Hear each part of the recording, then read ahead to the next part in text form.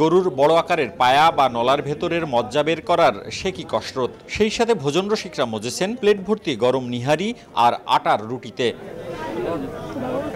প্রতিদিন বিকেল থেকে গভীর রাত অবধি রাজশাহীর মোহনপুর উপজেলার মৌগাছি বাজারের পাশে অস্থায়ী ছাউনি দিয়ে গড়ে তোলা মাইনুলের নিহারির দোকানে এমন দৃশ্যের দেখা মেলে।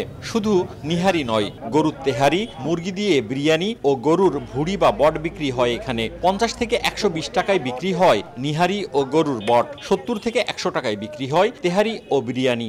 120 টাকায় সুন্দর চাপ দেয় এখানে। চাপ আছে, বট আছে, রুটি আছে, সবই স্বাস্থ্যকর খাবার। অন্য জায়গায় বট হচ্ছে 120 টাকা কিংবা 100 টাকা, এখানে এক প্লেট ইয়েতে আপনার 50 টাকা ইয়ে পড়ছে। এই প্লেটে যেটা দিয়েছে এটা 50 টাকা এবং স্বাদে গুণে মানেও অনেকটা ভালো আছে। উদ্যোক্তা মাইনুল ইসলাম জানান, তিনি প্রতিদিন 1 মণ গরুর পায়া, 1 মণ বট ও 40 কেজি তেহারি ও বিরিয়ানি বিক্রি করেন। প্রতিদিন তার বিক্রি হয় 30 থেকে 35 হাজার টাকা। সকল খরচ বাদে মাসে লাভ হয় 1.5 লাখ টাকা।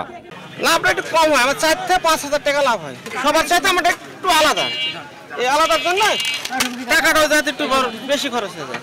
কাল বেঁচেছিলাম 30 হাজার, পরশু দিন হলো 27 হাজার, শুক্রবার দিন বেঁচেছিলাম 35 হাজার।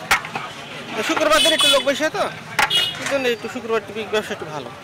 সন্ধ্যা শুরু হতেই রীতিমতো ভিড় লেগে যায় মাইনুলের দোকানে। দামে কম হওয়ায় ও স্বাদে ভালো হওয়ায় দূর দূরান্ত থেকে মাইনুলের নিহারির স্বাদ নিতে আসেন ভোজন রসিকরা।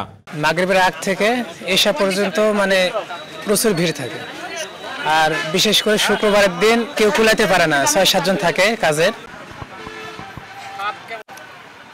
সেই স্বাদ মৌগাছি বাজারে মাইনুল ভাইয়ের চাপ, সেই স্বাদ খুব সুন্দর খেতে, সুস্বাদু মানের খাবার অল্প টাকাতে। খাবারটা আসলে খুব সুন্দর। আমরা পায়ে আসি, আমাদের বাসা দুর্গাপুর থানায়, এখানে আমরা খাই আবার বাসায় নিয়ে যাই।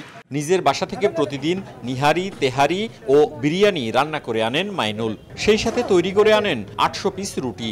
রুটি তৈরি করতে বেশ কয়েকজন নারী কর্মী রয়েছে তার। এছাড়াও পরিবেশনের জন্য সন্ধ্যা থেকে আরও 4 জন কর্মী যোগ দেন। মওদুদ রানা, সময় সংবাদ, রাজশাহী।